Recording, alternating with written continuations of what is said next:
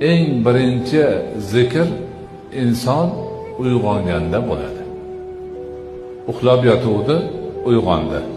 Ko'zi ochildi, o'zini demak uyg'onganligini bildi, hayotga qaytdi, yana qaytganini his qildi. Chunki uxlaganda hech narsani bilmay yotgan edi. Agar Alloh xohlamasa turmay ham qo'yaverar edi. Ko'pchilik yotganidan keyin turmay qolyapti. Ana yarim o'rik bo'lgan odam uyg'ondi, o'ziga keldi, hayotga qaytdi. Ana shu yerda nima deyish mumkin? Boshqalar nima deydi? Xohlagan gapini aytadi. Birov yana ozgina uxlasam bo'lardi deydi.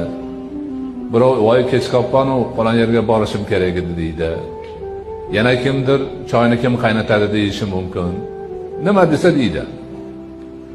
Lekin mo'min inson, musulmon inson, zokir inson Alhamdulillahillazi ahyana ba'da ma amatana va ilayhin nushur deydi.